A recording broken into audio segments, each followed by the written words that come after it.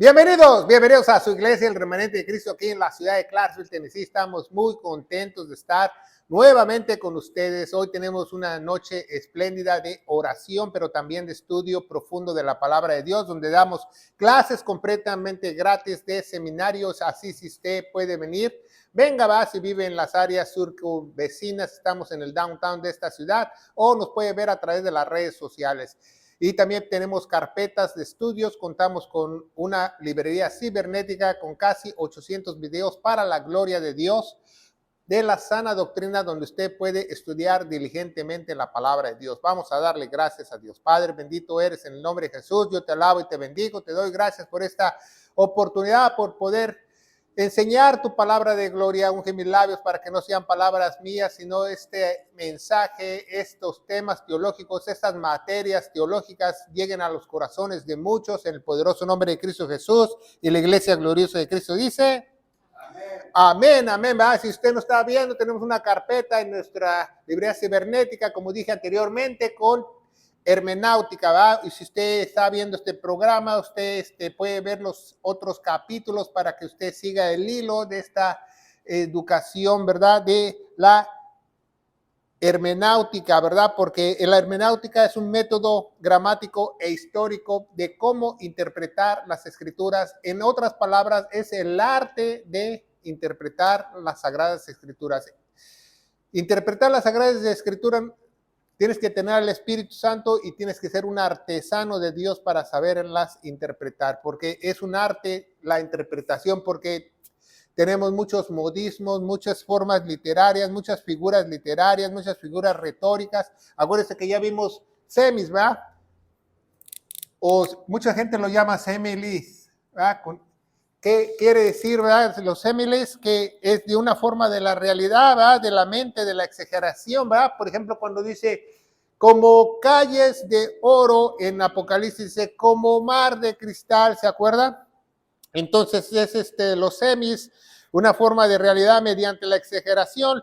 Las alegorías, ¿verdad? Son palabras que ilustran algo, cosas que ilustran algo, pero no realmente son, ¿verdad? Para llamar la atención del oyente, ¿verdad?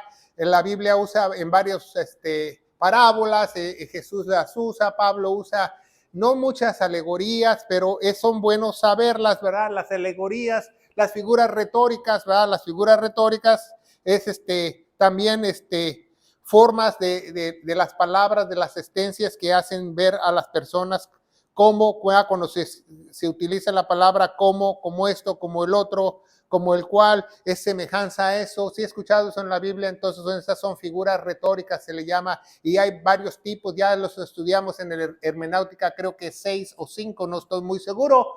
Y las metáforas, ¿verdad? ¿Qué es una metáfora? Es un conjunto de alegorías. Es un conjunto de alegorías, ¿verdad? No es una sola alegoría, ya son varias alegorías juntas. Eso ya los estudiamos en los otros programas, pero hoy en este programa vamos a ver símbolos, ¿verdad? Los símbolos. Es muy importante que usted aprenda. Usted ha escuchado cuando usted está estudiando la palabra de Dios, ha escuchado otros predicadores, otros maestros de la palabra de Dios que dicen, es que la Biblia está llena de símbolos, es que en Apocalipsis tiene muchos símbolos. Ok, en la Biblia hay símbolos y lo vamos a ver a través de hoy, de este programa, qué significa, a qué se refiere cuando hablamos de símbolo. Regla número 1, ¿verdad? De los símbolos, ¿verdad? Porque, por ejemplo, los símbolos no son figuras retóricas, no son alegorías, no son metáforas, no son simis, son símbolos, ¿verdad? Porque, por ejemplo, la figura retórica es una cuestión de que otorga mayor belleza y veracidad al objeto para prescindir o sorprender, como decir, mi hija es como el sol, ¿verdad? Es una figura retórica, ¿se acuerda? Tus ojos son como el cielo, o sea, se habla un lenguaje poético, un lenguaje para exaltar algo, embellecer algo, etcétera, etcétera. Pero los símbolos representan algo, entonces ponga mucha atención, vamos a aprender de los símbolos el día de hoy en este programa y usted va a ver que son muy importantes, ya que estos te pueden ayudar a discernir la palabra de Dios de la manera correcta, ¿verdad? En primera, los símbolos solamente se encuentran en el Nuevo Testamento, ¿verdad? Eso muchos no lo saben, porque cuando yo estudiaba en una universidad, un maestro, cuando estábamos estudiando Apocalipsis, y estamos hablando de los símbolos, y dijo, bueno, entonces estamos hablando del león, estamos hablando de la oveja, estamos hablando de este símbolo.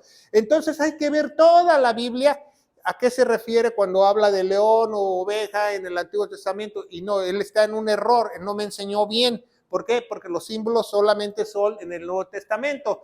Las cosas que parecen símbolos en el Antiguo Testamento se le llama tipos, ¿verdad?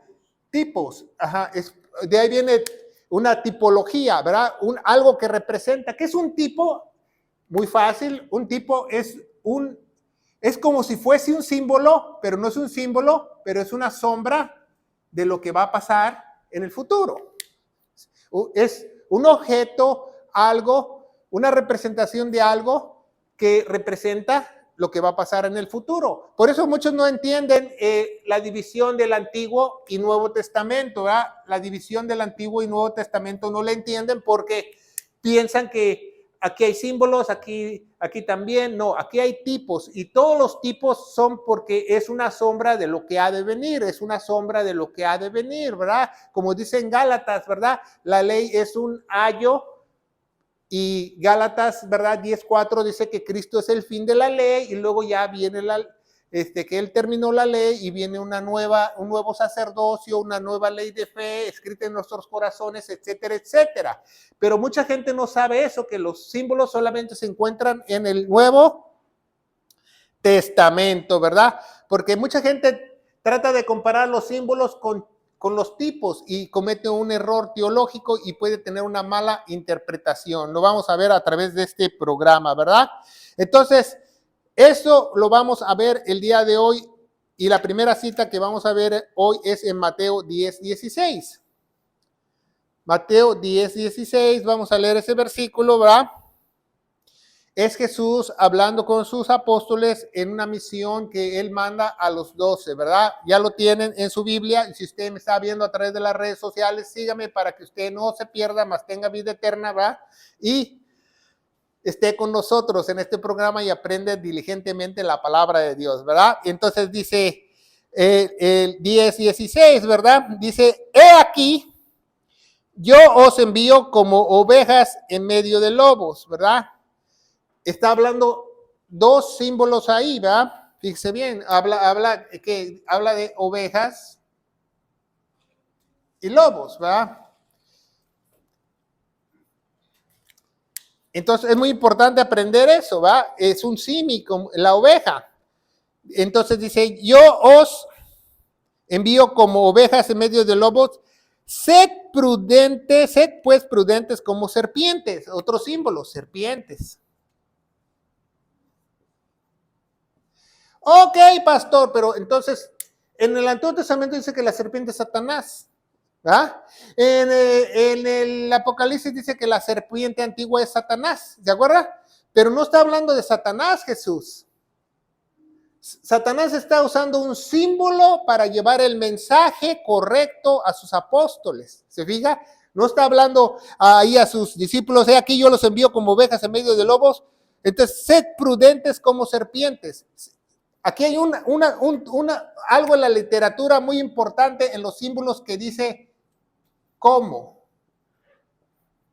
No está diciendo que son unas serpientes, no está diciendo que ellos son Satanás, la serpiente antigua, dice como serpientes. Pero aquí, leyendo el versículo, nos damos cuenta, dice, prudentes y sencillos, la serpiente que es prudente, ¿va?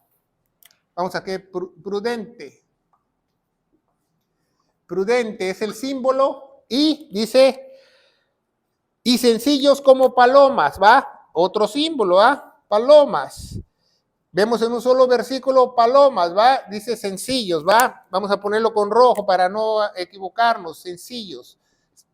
¿Se fija? Entonces, vemos que cuando está hablando de ovejas, ¿verdad? Está hablando de quién? De algo que es manso, ¿va? Que ellos son mansos, que ellos son sus discípulos, que ellos son cristianos, que ellos son discípulos de él, que ellos son convertidos, o cómo se les llama al rebaño del Señor, se les llama como ovejas, ¿verdad? 2, lobos. ¿Qué son lobos? Lobos son los falsos maestros, los falsos apóstoles, a todo aquel que diluye, contamina, le quita, le pone a la palabra de Dios, la malinterpreta, no la traza bien, etcétera, etcétera. Un falso maestro, un lobo, ¿verdad? No solamente el que le quita dinero a las personas, ¿verdad? Serpientes, pero no está hablando que ese símbolo es una serpiente, dice prudentes como la serpiente, porque sabemos que la serpiente es prudente, porque la serpiente se acerca así, es prudente. Y si vemos vemos en Génesis 3.1, vamos a ver Génesis 3.1, vamos a leer la palabra de Dios que dice, empero la serpiente era astuta. Aquí cuando Jesús dice prudente se refiere a astuta.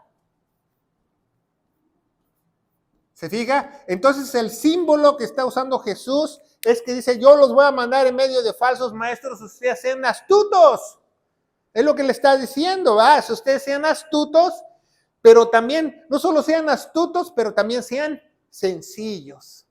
¿Verdad? ¿Se fija? Porque la paloma, ¿qué representa? La paloma, ¿qué representa para ustedes? La paloma, ¿qué representa? Muchas veces no sabemos que la paloma, no solamente ausencia de malicia, ¿verdad? Muchas veces ponen una paloma blanca, ausencia de maldad. Hoy en día ya ese es un término moderno que usa la paloma como un símbolo de paz, pero en la época de Jesús no se usaba la paloma como un símbolo de paz, ¿verdad? Se usa como representación del Espíritu Santo. Entonces, ¿qué le está diciendo Jesús en este versículo? Si usted sabe hermenáutica, dice, he aquí, yo os envío. Entonces, ¿quién es el que envía? Tu pastor, tu concilio, tu falso profeta, tu falso maestro. ¿Quién es el que te envía? Él, Dios es el que te llama y te envía. Y dice, como ovejas, como mis discípulos, como cristianos, como nuevos nacidos en medio de falsos maestros, para que ustedes sean astutos y sencillos, ¿verdad? Para que ustedes pasen desapercibidos, ¿va? Y ya después ya les habla más, que se guarden los concilios y todo eso. Entonces vemos un ejemplo muy importante, ¿verdad? Que estamos viendo que se llama serpiente, ¿va? Porque no necesariamente serpiente significa Satanás o alguna cosa, porque dice, sean como serpientes. La prudencia es astucia para la serpiente y la paloma es como sencillos para la paloma. Dígame, hermano. ¿Cómo se llama? El original significa phronimos, que significa inteligente. Pues una persona inteligente es astuta. Inteligente, con mucha inteligencia. Como vimos en Génesis 3.1, la serpiente era el animal más inteligente. Entonces, si hubiera habido un concurso ahí cuando estaba Adán en el Edén de animales y de matemáticas, ¿quién se lo hubiera ganado? La serpiente. ¿Por qué? Porque la serpiente es la más astuta y la más inteligente, el animal más inteligente. Por eso, ¿por qué cree que Satanás lo escoge para engañar a Eva? Porque es un animal más inteligente, más astuto, ¿verdad? Gracias, hermano. Entonces, ya vimos el primer símbolo. Segundo símbolo que vamos a ver el día de hoy, bautizo. Es muy importante el bautizo. Bautizo, ¿va? El bautizo no del Espíritu Santo, el bautizo en agua, ¿verdad? El bautizo en agua, ¿verdad? Es muy importante que lo veamos, ¿verdad? Entonces vamos a ver Romanos capítulo 6, ¿verdad? Primeramente Romanos capítulo 6, desde el versículo 3 en adelante, vamos a ver qué dice Romanos 6 en adelante, el 3 en adelante, y dice, ¿o no sabéis que todos los que somos bautizados en Jesucristo somos bautizados en su muerte? ¿Verdad? Porque saben que cuando Juan el Bautista, el primo de Jesús, empezó a bautizar a las personas, para que ellos se limpiaran, para ver al rey. Él representaba una muerte, una nueva vida para de arrepentimiento, para recibir su rey, y por eso se llama el Jordán. El Jordán es un río que viene de las montañas de Edom, se le llama las montañas de Edom, baja hacia el mar muerto. Entonces la palabra Jordán significa el que baja hacia el mar muerto, el que baja. ¿Se fija? Entonces es una representación de su muerte. Dice, ¿no sabéis que todos los que somos bautizados en Cristo, Jesucristo, somos bautizados en su muerte? Porque como sepultados con la muerte por el bautizo, para que como Cristo resucitó de los muertos por la gloria del Padre, así también nosotros andemos en novedad de vida. Muchos pusieron en nueva vida, ¿verdad? En nuevas versiones. Nosotros usamos la 1602, la Reina Valera 1602, porque está más apegada a las escrituras, ¿verdad? O nueva vida, ¿verdad? Significa nueva vida, en novedad de vida. Entonces, si vemos este símbolo, muchos lo malinterpretan, muchos no saben estudiarlo, muchos piensan, bueno, pues a ver, declara con tus labios que Jesús es el Señor y Salvador, y a la otra semana ya te me bautizas, ¿verdad? Nunca he visto así iglesias que fuimos a tal jornada, fuimos a tal ciudad y tuvimos 3, 4 días evangelizando y bautizamos a 50, pues nada más remojaron a puros demonios. ¿Cuántas personas usted no conoce que se han bautizado que no son cristianos? Hay muchísimas personas en el mundo, que se han bautizado y nada más han remojado demonios, remojado chamucos y los sacaron del agua, y ellos creen en su ignorancia que ya son nuevos cristianos, ya recibieron a Cristo, ya son una nueva criatura, y eso es mentira, eso es mentira. Eso es mentira, ¿verdad? Eso es mentira. Entonces, ese bautismo no es literal, ¿verdad? Bueno, el bautizo, primeramente, para que usted lo aprenda, vamos a tener una clase quizás del bautizo en agua, es para que el creyente ya fue sellado y ya es salvo y existe un cambio radical en él. Entonces, él decide bautizarse. No va a empezar una vida del cristianismo. Él ya está sellado, él ya tiene ese cambio radical y ahora quiere bautizarse. Cuando el creyente se bautiza es porque ya experimentó ser la nueva criatura, no porque va a ser nueva criatura cuando salga del agua, como muchos piensan, ¿verdad? Y eso es un símbolo que lo mal interpretan mucho, ¿va? Que ya el creyente ya ha muerto juntamente con Cristo al pecado. Entonces, si tú bautizas a alguien, ¿verdad? Y todavía es borracho, mujeriego, jugador y parrandero, y todavía vive en fornicación, estás en un error porque todavía no ha muerto, ¿qué? Al pecado. ¿Se fija? ¿Y cuántas personas así no han visto que las bautizan solamente porque hay muchas denominaciones, muchos grupos cristianos que se enfocan en los números, ¿verdad? ¿Cuántos tú bautizaste? ¿Cuántos números tú? Pues mejor yo diría cuántos demonios tú remojaste, ¿verdad? Entonces, el bautizo es muy importante, ese símbolo, porque es un símbolo en el Nuevo Testamento de que tú ya has muerto y ha resucitado juntamente con Cristo, y ya el espíritu que estaba muerto ya está arriba. Vamos a ver Efesios 2:6, ¿verdad? Y nos ha levantado con él. Efesios 2:6, nos ha levantado con él, y asimismo nos hizo sentar con él en lugares celestiales en Cristo Jesús. Entonces, aquella persona que se bautiza, ya el espíritu que estaba muerto ya está juntamente con Cristo en el cielo, esperando a que el alma y el cuerpo glorificado suba. Entonces ya es una cuestión de que ya se hizo, ¿verdad? Entonces, es un bautizo en agua. El bautizo espiritual se realiza al momento que tú eres sellado con el Espíritu Santo, ¿verdad? No estamos hablando del bautizo en agua, no se nos confunda.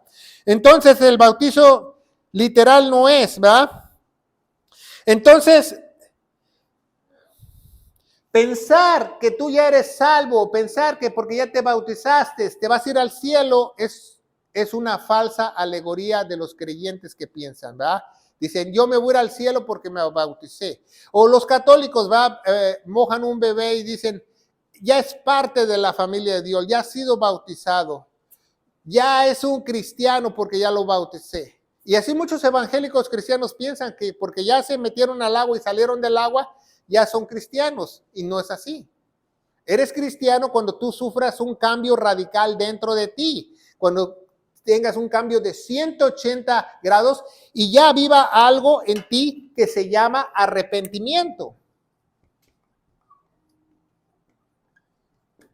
Si no tienes ese arrepentimiento genuino de Dios, entonces no te puedes tú bautizar físicamente, porque ¿qué le vas a demostrar a la iglesia? ¿Qué le vas a demostrar a la sociedad? Un falso cristianismo. Entonces es muy importante que los pastores que nos están viendo a través de las redes sociales, etcétera, etcétera, cuando bauticen algo, estén seguros que esa persona ya ha sido sellada con el Espíritu Santo, que es una nueva criatura en Cristo Jesús. ¿Qué dice? Vamos a ver, segunda de Corintios 5, ¿va? Segunda de Corintios 5, estamos estudiando Corintios también. Próxima semana vamos a ver Corintios 8, ¿verdad? Entonces vamos a ver Corintios 5, 17, dice, de manera que si alguno si alguno, ¿qué dice? Aquí vamos a ponerlo en la pizarra, es en Cristo. ¿Qué es? Que Cristo ya se le metió. De manera, si alguno es en Cristo, nueva criatura es. De nuevo es. Las cosas viejas son pasadas, he aquí todas son hechas nuevas. Y todas las cosas son de Dios, las cuales nos ha reconciliado consigo mismo. Entonces, ¿con quién nos reconcilió Dios? Yo pregunto, ¿con el diablo? ¿Con Satanás? No, nos reconcilió consigo mismo. ¿Se fija? Dice, por Jesucristo, y nos ha dado el ministerio de la reconciliación. Entonces, alguien que se bautiza es alguien que ya tiene un arrepentimiento, fíjese muy bien, sirve. ¿A quién le sirve? A Dios, ¿verdad? Sirve a Dios y predica el evangelio. Si no, esa persona, ¿para qué se bautiza? Eso es otro demonio remojado. Es otro, 2 Corintios 5, 17 y 18. Es otro demonio remojado, ¿verdad? Entonces, la persona que se bautiza ya tiene un compromiso. En el símbolo, compromiso, todo esto representa el símbolo del bautizo. ¿Qué es un compromiso? ¿Con quién tiene el compromiso? ¿Con su iglesia? ¿Con su denominación? No, con Dios. Tiene un compromiso directo con Dios. No con nadie más, no con su pastor, su líder espiritual, su líder, etcétera, etcétera. No, eso es basura, eso es garbage, como dicen en inglés. Tiene un compromiso con Dios, ¿verdad? Ya lo hay, ¿verdad? Por eso hoy en día hay muchos demonios remojados, si usted no lo sabe, por el simple hecho que no saben interpretar un símbolo, porque no estudiaron hermenéutica, ¿verdad? Entonces vemos que eso es muy importante. Y muchas veces, ¿por qué hacen esto? Porque obviamente no les enseñan la sana doctrina, ¿verdad? Lo que es para la iglesia, ¿verdad? ¿Dónde están esos símbolos? ¿Verdad? De Romanos a Apocalipsis, ¿verdad? Porque en Mateo, Lucas y todo eso, no estamos hablando de doctrina, Filemón, ¿verdad? Hasta Apocalipsis, porque Apocalipsis está lleno de símbolos, ¿verdad? Entonces, vemos que no les tienen esa sana doctrina y le meten de aquí, le meten de acá, le meten de allá, de acuñá, ¿verdad? Imagínate, un religioso le dice, pues sé prudente como la serpiente, y se le van a parar los cabellos y me va a empezar a decir de cosas porque ni siquiera se sabe el versículo de Jesús. Jesús lo dijo, porque yo no lo puedo decir, porque yo estoy hablando en un símbolo con alegoría, con un simi, ¿cómo? Entonces, no tiene por qué decir algo, pero hoy en día los religiosos están a la defensiva. ¿Cómo que me llamaste serpiente? Serpiente tu abuela. Entonces, bueno, porque no, son ignorantes, porque no estudian hermenéutica. Yo no dije que eres una serpiente, dice, no seas sed como serpiente, o sea, que tú seas astuto, inteligente, prudente para cachar. Una serpiente pasa horas sin moverse, estudiando su presa para agarrarla. Si no, yo vi una vez un amigo mío que tenía una de esas pitón, de esas como mascota, serpiente, y le echaba ratoncitos. Entonces decía, fíjate cómo va a atrapar ese ratón. Pues tú le echas el ratón anda así, no, la serpiente no lo esperaba inteligentemente. Pero cuando le tiraba la mordida a la serpiente no fallaba. No le llevaba una fallada y el ratón se me fue para allá, era Spirit González, se me fue para allá y se fue para allá de la pecera. No, cuando la serpiente pasaba 20, 30 minutos porque no había comido todo el mes esa serpiente, tiraba el mordisco, agarraba el ratón en medio con una precisión. Ese es ser prudente y astuto. Cuando tú hagas algo para Dios, sé prudente y astuto, hazlo bien para el Señor, ¿va? Entonces también el bautizo es algo que también te da seguridad eterna. ¿Por qué seguridad eterna? Porque ya sabes quién te salvó, tú estás seguro. Cuando se te mete a Cristo dentro de ti, pues tú ya no hay nadie que te saque de eso de la cabeza. Entonces hay muchas personas que se bautizan y dicen, la salvación se pierde, la salvación se pierde, la salvación se pierde. Pues entonces, ¿cómo yo me explico que se bautizaron por agua? No deberían. O cuántas, yo conocí unos muchachos con mi esposa hace muchos años que decía que se había bautizado 3, 4 veces. O más bien lo remojaron 3, 4 veces, ¿verdad?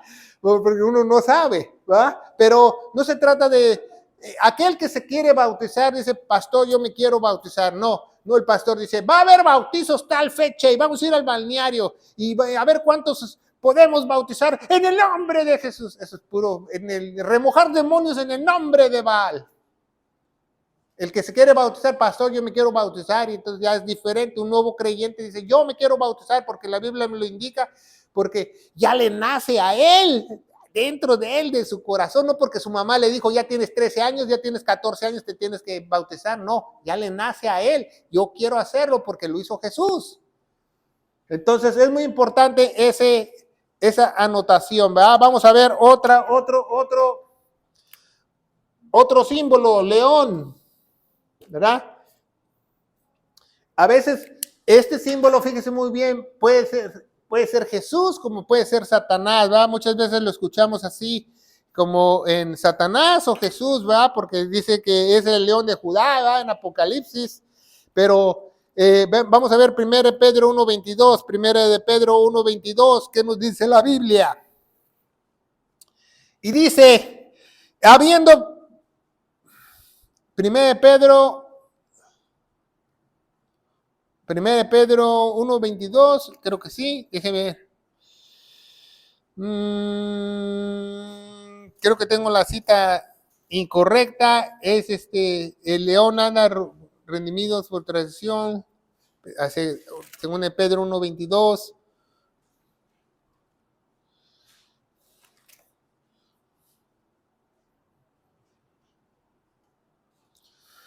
No, tengo esa cita, 1 Pedro 5:8. 1 Pedro 5:8 nos dice la palabra de Dios, dice,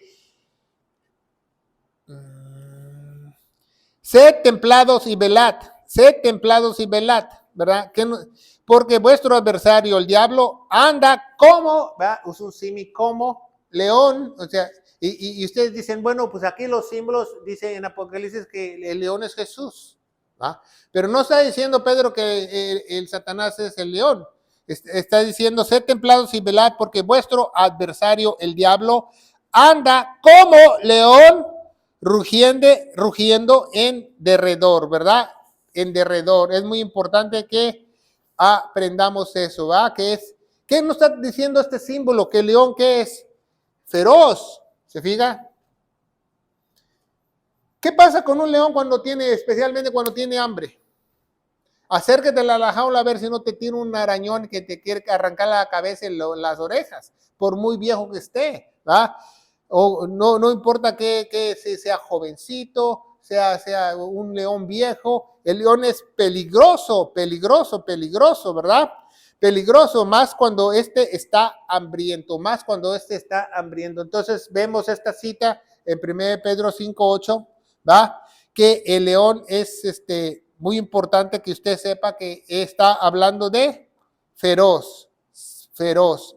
No está hablando de otra cosa, ¿va? Es feroz, es ágil, va por su presa, te quiere atrapar, te quiere comer, te quiere devorar. El león no se anda con que, ay, nada más te voy a comer una oreja y ya, ¿no? Te despedaza y te come, ¿va? Ya vimos este símbolo, ¿va? Vamos a ver varios símbolos el día de hoy, los que los alcance el tiempo prudente, ¿va? Entonces es muy importante saber el león, ¿va? Porque también si leemos en Apocalipsis, ¿va? En Revelación 6:5, vamos a ver Revelación 6:5, nos dice que también Jesús es el león, ¿verdad? Y dice 6:5, dice, cuando hubo abierto el tercer sello, oí al tercer ser viviente que decía, ven y ve, y mira, he aquí 6:5, el león de Judá, no, es 5:6, me parece, 5:6, sí, 5:6, tengo la cita errónea. Dice, y miré aquí en medio del trono los 4 seres vivientes, en medio estaba el cordero de pie, como si hubiera sido inmolado, tenía 7 cuernos, 7 ojos, 7 espíritus enviados en toda la tierra, y el libro que de la mano derecha de aquel que estaba sentado en el trono, ¿verdad? Y cantaban un cántico nuevo, etcétera, etcétera. Y también dice que más adelante que el que podría abrir el sello era el león de Judá. Dice, no temas porque el león de Judá puede abrirlo. Entonces, como ven, el león no solamente es un símbolo de Jesús, pueden hablar de las habilidades del león para ponérselas ¿a quién? A Satanás, ¿verdad? A Satanás. Bueno, vamos a ver otra cita más. Revelación 5:5. Dice, y uno de los ancianos me dice, no llores, he aquí el león de la tribu de Judá. ¿Quién es el león de la tribu de Judá? Jesús, ¿verdad? Gracias, Revelación 5:5, Revelación 5:5, el león de la tribu de Judá. Bueno, vamos a seguir adelante en este estudio que es muy importante y vamos a hablar de otro símbolo muy importante que es la cena del Señor. ¿La cena del Señor es un símbolo? Sí. ¿Por qué? Porque simboliza muchas cosas. ¿Por qué la serpiente es un símbolo? Porque simboliza cosas. ¿Por qué el bautizo es un símbolo? Porque simboliza cosas. ¿Por qué el león es un símbolo? Porque simboliza cosas. ¿Se fija? Entonces la cena del Señor también es un símbolo. Para eso vamos a ver en Corintios, la cena del Señor. Y aquí muchos erran en la cena del Señor y vamos a verlo como las personas usan a veces los símbolos para bien y para mal y muchos los mal interpretan. 1 Corintios capítulo 11, 1 Corintios capítulo 11, vamos a ver la palabra de Dios del 23 al 26. Entonces Pablo está llamando la atención a los corintios, no sé si se acuerdan, porque tenían un desorden al hacer la cena del Señor, entonces les dijo que muchos ya estaban enfermos y otros duermen, porque no se presentaban ellos bien ante esta ¿cómo se llama? Cena, ¿verdad? Y dice el 23, dice, porque yo recibí del Señor lo que también os he entregado. O sea, la instrucción de la Santa Cena, ¿quién se la dio a Pablo? El Señor. Dice, también os he entregado que el Señor, asimismo, la noche que fue entregado, tomó pan y habiendo dado gracias, dijo, tomad y comed, este es mi cuerpo. Entonces aquí en la cena del Señor tenemos otro símbolo. ¿Cuál es el otro símbolo? El pan. Fíjese muy bien. Entonces dice, el Señor tomó el pan y dando gracias dice, este es mi cuerpo. Ok, pregunta, ¿por qué muchos malinterpretan la cena del Señor o las palabras de Jesús? Que dice Jesús, ¿qué dijo Jesús? Dice, abrió y partió el pan con sus manos, dice, este es mi cuerpo. ¿Ok? ¿Correcto? Entonces, pregunta, ¿Jesús tiene dos cuerpos? No, ¿verdad? Porque muchos lo interpretan literalmente, que lo que tenía Jesús era su cuerpo. Entonces eso es ridículo, ni que Jesús fuera un monstruo. ¿Cómo va a tener dos cuerpos? Está hablando simbólicamente, por eso es un símbolo. El pan es un símbolo, ¿va? ¿Por qué es un símbolo? Porque hay muchas religiones como los católicos piensan que el pan literalmente es real, ¿verdad? Y lo llaman según al supuesto milagro. Y si no sabe usted, eso lo inventó un evangélico cristiano reformador del milagro de la transbustación. Y el milagro de la transbustación es que literalmente cuando el sacerdote se para y levanta la cosa blanca, hostia, como se llame, es carne de verdad. Y ellos dicen por fe, por fe. Y el juguito es sangre, o el vino es sangre. O sea, está mal porque es un símbolo. Es un símbolo. Y eso lo debemos de saber, ¿verdad? Que es un símbolo. Y que eso está muy mal, ¿verdad? Entonces dice, este es mi cuerpo. Jesús no tenía dos cuerpos, está hablando simbólicamente, ¿va? Dice, habiendo dado gracias, tomó el pan y dijo, comed esto, que este es mi cuerpo y vosotros es partido, haced esto en memoria mía. Segundo, otro símbolo, dice, en memoria mía.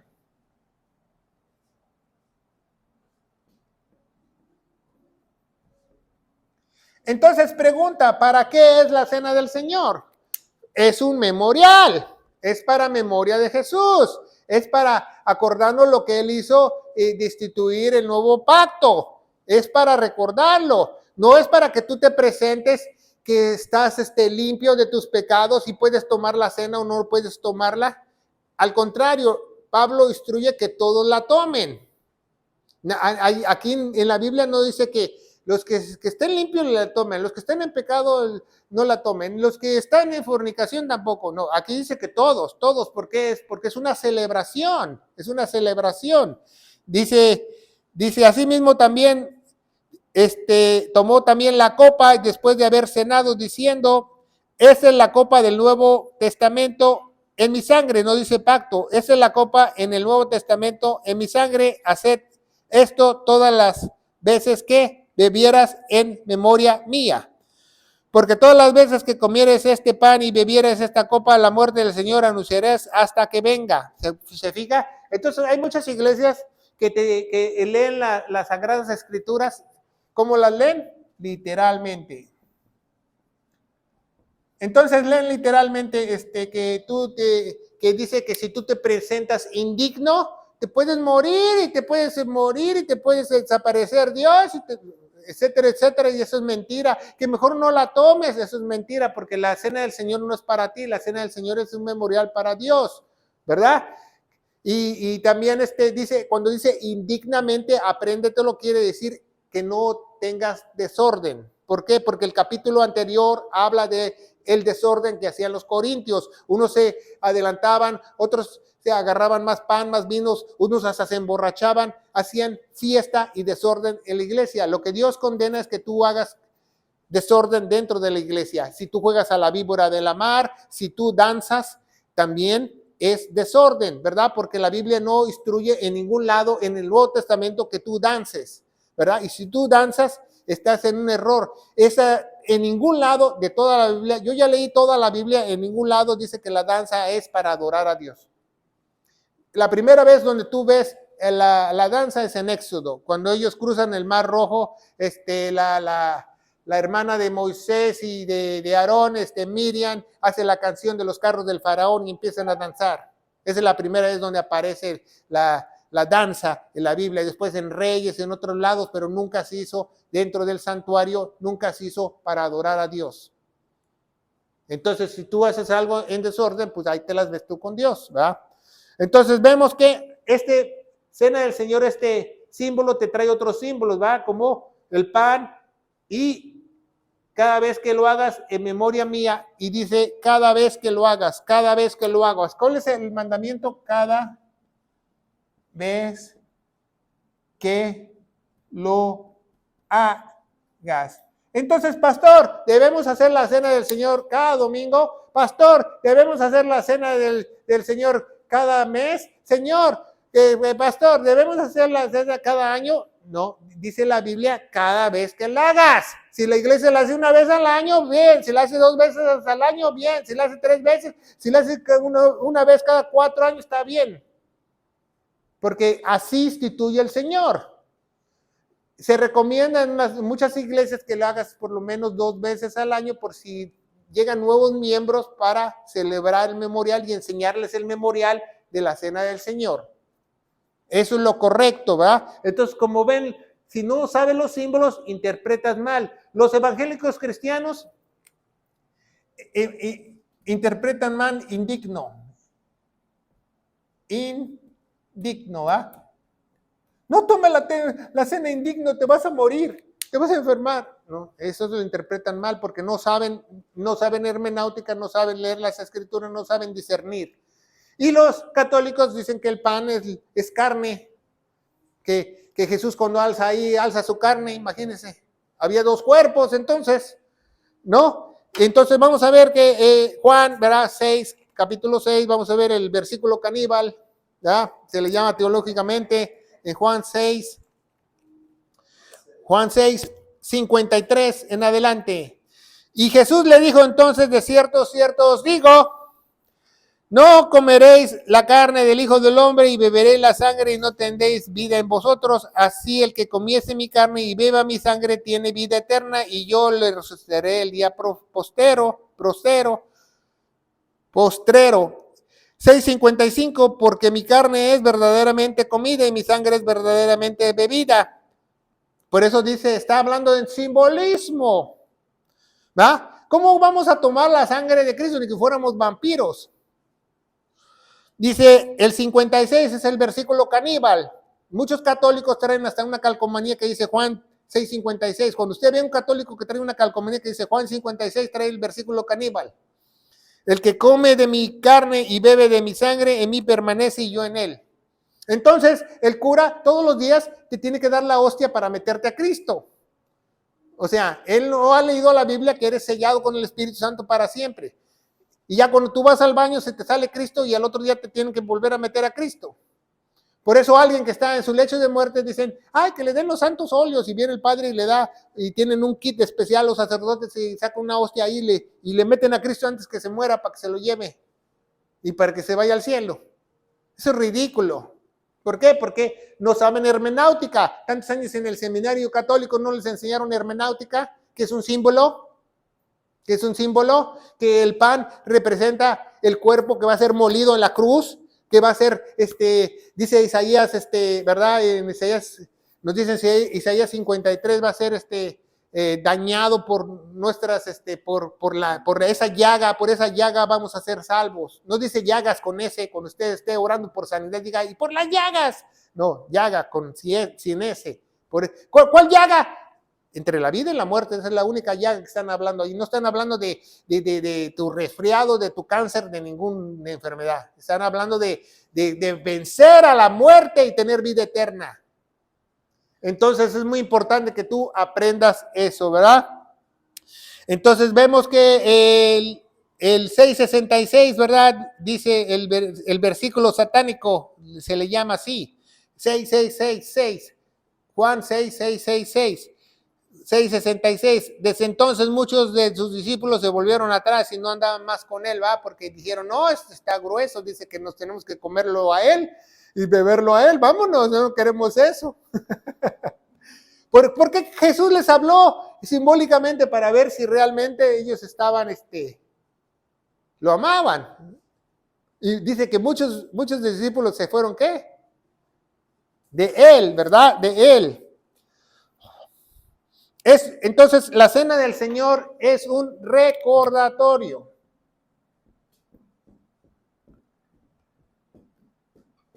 Haz de cuenta que yo tengo una fiesta familiar y vamos a tener una fiesta familiar, un recordatorio de recordar a mi papá. Entonces, yo hablo a mis hermanos y esto, lo otro, y vamos a participar en una comida. Y llega uno de mis hermanos y me dice, pues yo no voy a participar porque pequé.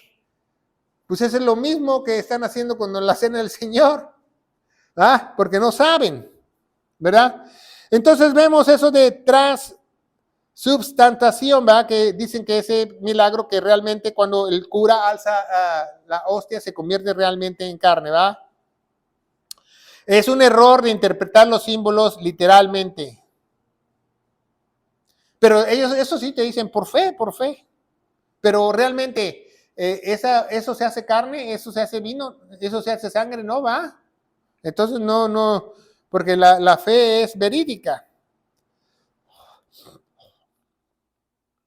También viene este símbolo de la sangre en el Nuevo Testamento, ¿ah? La sangre de Cristo, se me gusta mucho, ¿ah? Que muchos evangélicos cristianos lo agarran como talismán, como conjuro, ¿verdad? Si un evangélico cristiano dice, la sangre de Cristo me cubre, la sangre de Cristo tiene poder, entonces él está haciendo conjuros con su boca, cree que su boca tiene poder cuando tu boca no tiene ningún poder. La sangre de Cristo está instituida en el Nuevo Testamento para limpiar únicamente tus pecados, para lavarte, para redimirte, para comprarte. Para eso está instituida la sangre de Cristo. Entonces, si un católico sale de su casa y se persina y dice, en el nombre del Padre, del Hijo, del Espíritu Santo, y un evangélico cristiano se sale de su casa y dice que la sangre de Cristo me cubra, es lo mismo, son dos conjuros, es exactamente lo mismo, son dos conjuros, ni uno ni otro son cristianos. Con eso les digo todo. ¿Por qué? Porque no tienen el Espíritu Santo que los guía, que les redarguye, que la sangre de Cristo solamente es para redimirnos, comprarnos, limpiar nuestros pecados, ¿verdad? Entonces es muy importante que sepamos de la sangre, ¿va? De Cristo, que es muy importante la sangre de Cristo. Otro rápido, la vestimenta, ¿ah? Por ejemplo, cuando habla la Biblia, otro símbolo del velo, ¿va? Muchos dicen, no, pues yo voy y me pongo mi velo, voy al templo, ¿va? Ni siquiera es templo, ya no se llama templo, se llama santuario, apréndetela, reescríbelo, donde se reúnen los santos se le llama santuario. ¿Por qué? Porque se reúnen los santos del Señor, el cuerpo de Cristo, ¿verdad? No se llama templo, el templo ya no existe, el templo ya está en el cielo, el templo era en el Antiguo Testamento, donde estaba la presencia de Dios. Por eso en las falsas iglesias te dicen, de aquí para acá es el lugar santo, porque creen que están en el templo todavía, creen que aquí está la cortina, pero no es más santo aquí arriba ni aquí abajo. La santidad la llevas por dentro, cuando se te mete el Espíritu Santo dentro de ti. Entonces el velo, vea, muchas veces lo malinterpretan. ¿Y para qué es el velo? Dicen Corintios que era un puerto allá en Grecia, va, todavía existe esa ciudad, en Corintios va, un puerto muy transitado en la época de Pablo, donde muchas mujeres se dedicaban a la prostitución. Y entonces la ley marcaba que las prostitutas se cortaran el pelo como hombres. Así tú identificaras una prostituta en la calle porque tenía el pelo cortado como hombre. Entonces, cuando estas llegaban a la iglesia, se convertían, ellas sentían cierta pena y se ponían un velo para aparentar su pelo. Pero ya cuando crecía ese pelo, pues ya tiraban el velo a la basura, porque ya había crecido su pelo, ya no lo necesitaban, ¿va? Pero así muchos se les quedó lo de Corintios a muchos y ya es San. Y ya hay cuántas hermanitas tienen velos y cuántas se ponen velo, cuántas no. Yo he visto iglesias evangélicas cristianas que llevan velo. Y no solo eso, vestimenta, muchas mujeres se visten hasta aquí, acá, y cuello de tortuga, y la falda hasta tocar el piso. ¿Va? La santidad no se enseña. ¿Por qué? Porque ellos creen que es un símbolo. Y eso no es un símbolo, ¿va? Porque muchas veces dicen, no, que yo me he visto así para agradar a Dios porque es un símbolo. No, eso no es agradar a Dios. Si tú te puedes vestir decorosamente, no enseñando mucha piel o mucho a los hombres, está bien, pero no quiere decir que tú tengas un estándar, que tengas falda, que tengas los pantalones la falda hasta abajo. La mujer puede usar pantalón, puede usar muchas cosas, depende del lugar donde estés, la cultura donde tú estés. El chiste es que tú te decores y tú te decores para tu marido, dice la Biblia, ¿va? Y si eres una joven, eres una doncella, no te has casado, entonces no andar enseñando para no andar vendiendo, porque muchas veces esa mujer se va a casar con alguien que la atracción fue por su cuerpo y no por la persona, y va a resultar ¿qué? En un fracaso matrimonial, en un divorcio. ¿Por qué? Porque si alguien te ama, pues tú guardas a la otra persona, ¿verdad? Entonces, en la vestimenta, en el velo, todo eso hay mucha controversia porque la gente le da poder a los símbolos, ¿va? ¿No los evangélicos le dan poder a los símbolos? La sangre de Cristo tiene poder, pues le dan poder a los símbolos, le dan poder al velo. No, que con el velo la oración llega hasta el tercer cielo y más allá. Así dicen, yo he escuchado. No, que me pongo el talí y que haces conexión Wi-Fi con Dios. No, eso es mentira. Los símbolos no te traen. Los símbolos, acuérdate que no te traen ningún poder. Los símbolos no te traen ningún poder. Los símbolos nada más ilustran lo que quiere decir Dios en las Sagradas Escrituras. No traen ningún poder. Segunda regla, ya vimos la primera regla de los símbolos que solamente son en el Antiguo Testamento. Segunda regla, no puedes hacer ninguna doctrina o enseñanza de los símbolos que están en la Biblia. Porque va a llegar alguien y va a decir, a ver, hermano, ya tenemos una nueva doctrina que vamos a ser astutos como la serpiente es. Y todos dicen amén. No puedes hacer ninguna enseñanza o doctrina para la iglesia, porque las iglesias del Señor están ya establecidas por Jesucristo a través del apóstol Pablo. Entonces es muy importante que aprendas esa segunda regla de los símbolos. Y tercera regla, los símbolos no tienen ninguna clase de poder, como la sangre, el velo, el pan. ¿Va? Muchos católicos piensan, déme el pan a la última hora y me voy al cielo. Constantino, ¿se acuerdan de Constantino? El que unió la iglesia con el clero. Constantino pensó que bautizándose después en su lecho de muerte se iba a ir al cielo. Constantino, y es un personaje muy importante, que él unió el paganismo con la iglesia primitiva. Entonces él pensó si se bautizaba así, y así me empieza mucha gente, dice, ¿cómo sabes que se salvó? Es que él fue bautizado. ¿Y qué? Yo he visto un montón de demonios que han remojado. ¿Cómo que por eso? Y tampoco por invocar con tus labios, ¿verdad? Apréndetela. Es por creer lo que hizo Jesús en la cruz. La única forma que tú tienes para hacer eso. Ok, entonces ya seguimos adelante, ¿va? Entonces, ¿qué? La vestimenta, aquí vamos a poner vestimenta. Pero ese símbolo de vestimenta no solo es en el Nuevo Testamento. En el Antiguo Testamento aquí había un grupo que se llamaba ¿qué? Fariseos. Los fariseos y los saduceos creían que por su vestimenta tenían poder, si usted no lo sabe, su manera de vestir. Así los judíos ortodoxos, ellos creen que tienen más poder, más contacto con Dios porque usan lo negro y sus sombreros y la barba. ¿Verdad? También no por dejarte la barba vas a ser Moisés ni rabino, tampoco porque es un símbolo, nada más. Es un símbolo para con los hebreos, para que estos cuando ya son casados, ellos se dejan la barba para saber quién está casado, quién no, porque en ese entonces no había anillo. Entonces, el que se dejaba la barba, pues ya se casó, el que no tenía barba, pues no se ha casado. ¿Cuál cita? La cita del velo no la tengo, nada más estamos hablando del velo. Está en Corintios, se la puedo buscar después, ¿verdad? 11:15, ¿verdad? Entonces, vamos a ver por último, ¿va? El último símbolo muy importante en el Nuevo Testamento, que es la parábola. La parábola también son símbolos. Entonces, pregunta, ¿puedes sacar una enseñanza, una doctrina de una parábola? No.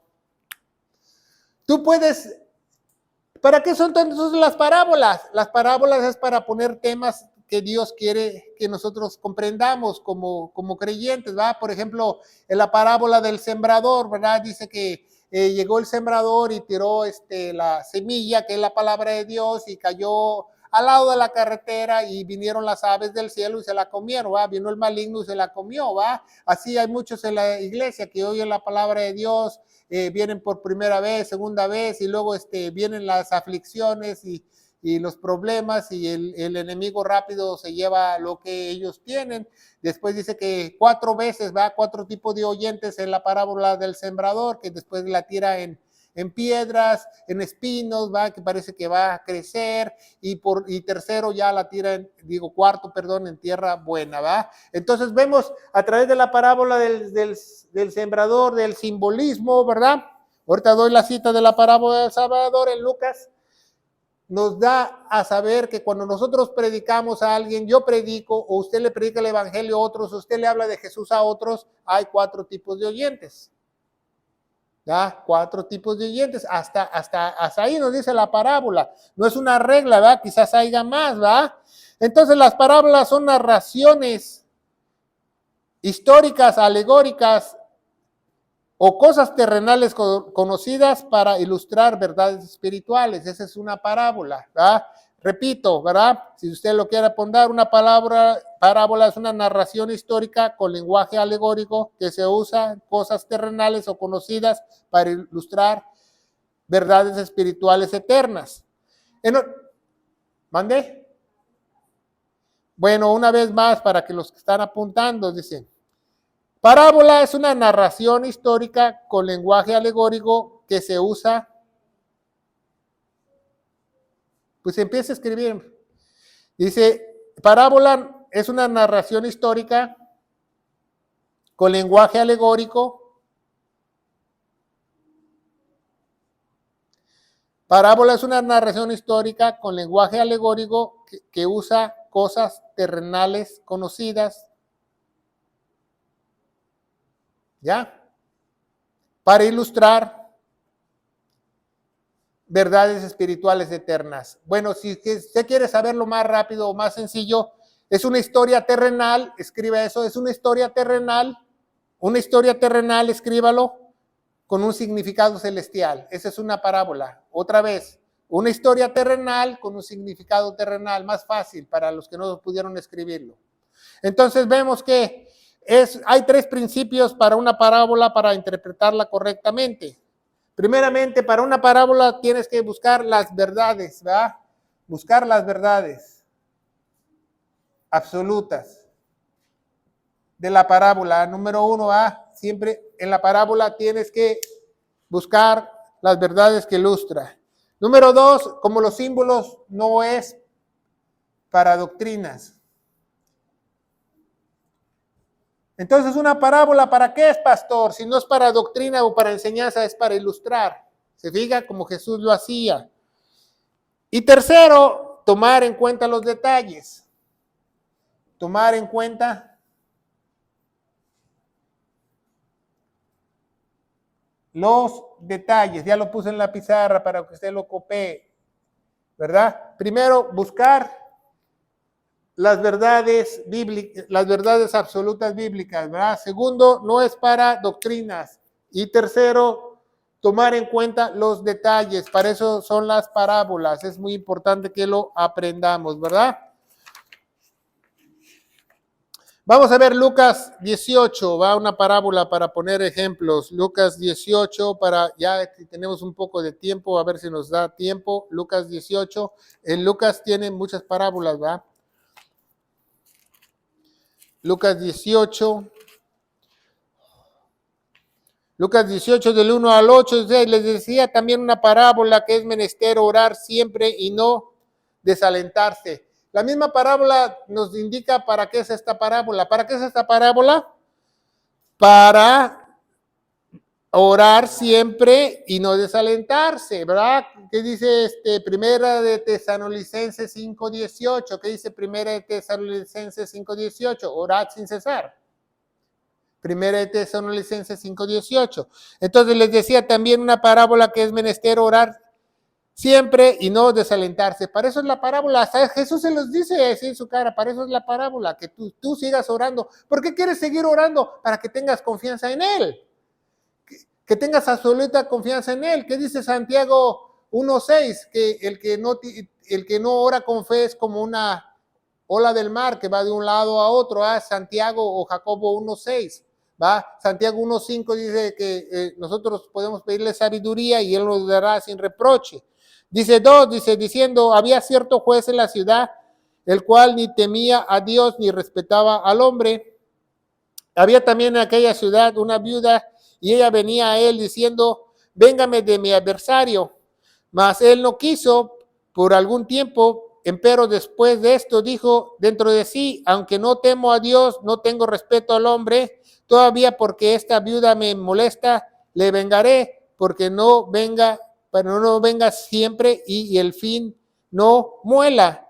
Y el Señor dijo, oír lo que dice el justo juez. Entonces, ¿qué nos enseña esta palabra a través de los símbolos? Bueno, nos enseña las verdades básicas que es para orar y depender de él.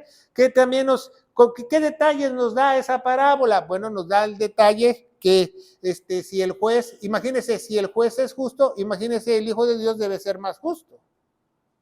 ¿Se fija? Entonces dice, y no habrá Dios venganza por los escogidos que claman el día y noche, aunque longítimo se acerca de ellos. Yo os digo que habrá presto para ellos venganza para ellos, empero el Hijo del Hombre cuando viniere hallará fe en la tierra. ¿Hallará fe en la tierra? Ponga mucha atención lo que dice el mismo Dios.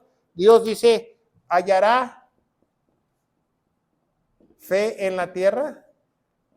Entonces está poniendo muchos detalles en esta parábola que está hablando también del futuro, ¿va? Dice Pablo, ¿verdad? Dice Pablo también, dice, no de todos es la fe. Si usted no sabe, en Tesalonicenses nos dice que no de todos es la fe. Entonces, ponga mucha atención. Entonces, esta parábola nos enseña a confiar eternamente en Jesús, sin dudar, a hacer justicia como cristianos, ¿verdad? Entonces, dice la 18:9, ¿verdad? Yo también está esta parábola que en ciertos que confiaban, estos mismos que eran justos y me despreciaban a otros, 2 hombres subieron al templo a orar, uno fariseo y el otro publicano. El fariseo puesto de pie oraba consigo mismo de esta misma manera, Dios, yo te doy gracias. Sí, fíjese muy bien cómo dice esta parábola el 11. ¿Para qué es esta parábola? Para orar, ¿verdad? Una verdad bíblica, porque nos está hablando Jesús de cómo orar y no desalentarse, pero nos está hablando, dice que el fariseo oraba ¿a qué? ¿A quién? ¿El fariseo oraba a Dios? ¿O qué dice la Biblia en el versículo 11? Dice, el fariseo puesto de pie oraba consigo mismo. ¿Qué quiere decir eso? Que sus oraciones no llegaban ni al techo.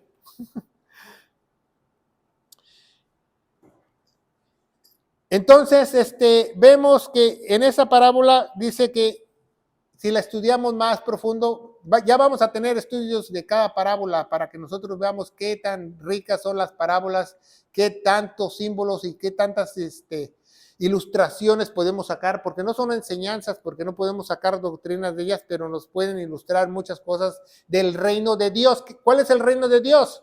El reino de Dios es el reino espiritual. ¿Se fija?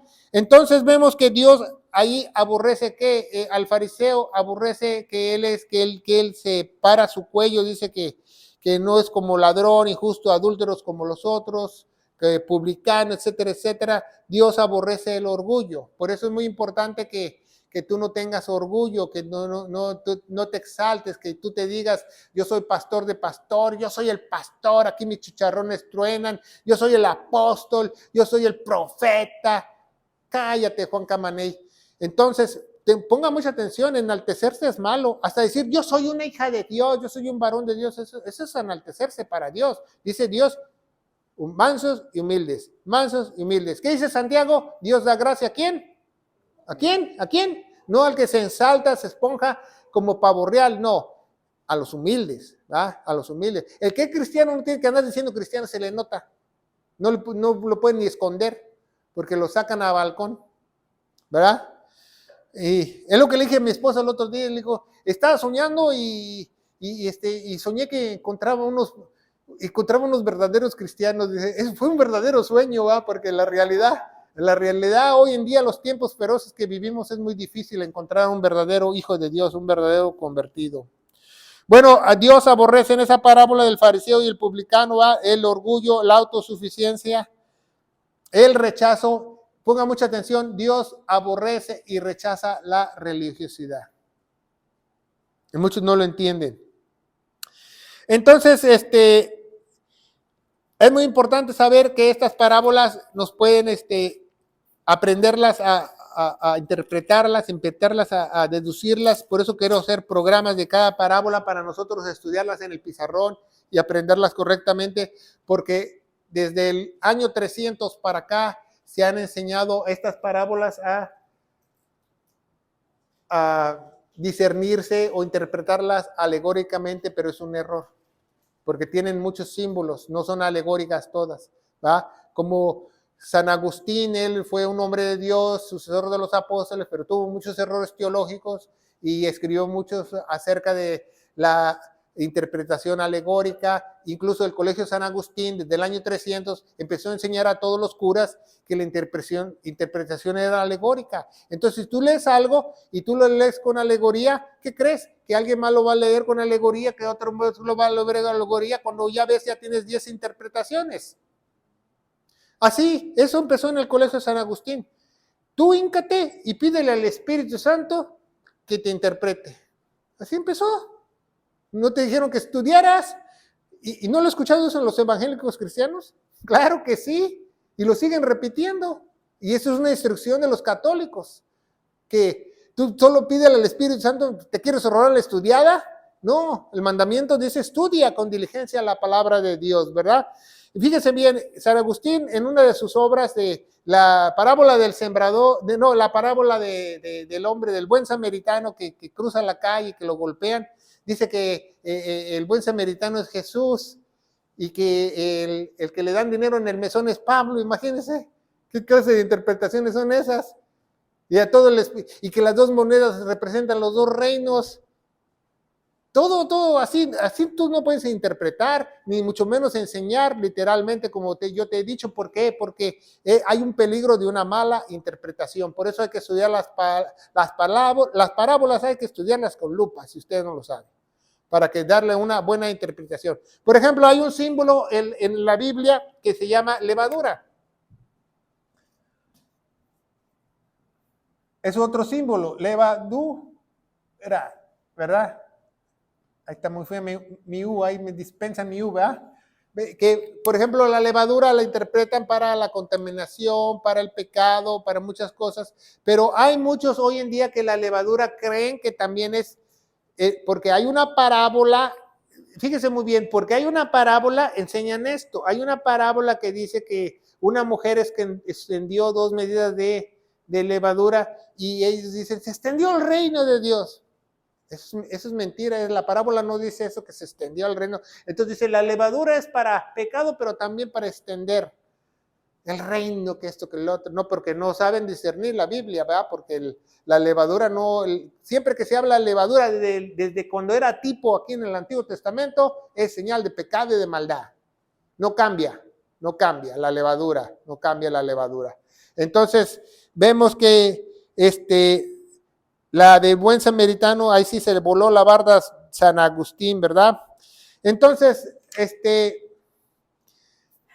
es muy importante que nosotros aprendamos en esta clase que hay algo que se le llama en la literatura símbolos, para saber cuando nosotros estamos leyendo y estudiando la palabra de Dios. ¿Alguna pregunta?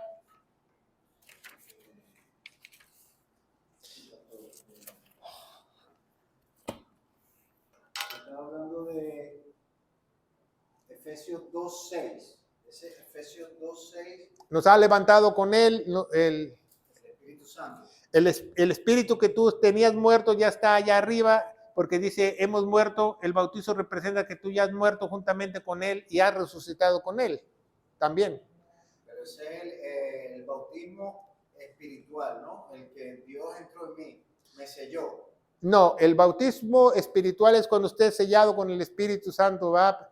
1 Corintios 13:11 nos dice que todos en un cuerpo hemos sido bautizados.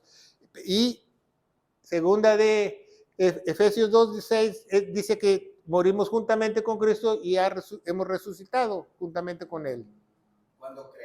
Cuando creemos con Él. Exactamente. Ok, bueno, pues no nos podemos ir sin predicar el Evangelio de Gloria que se encuentra en 1 Corintios 15, del 1 al 4, ¿verdad?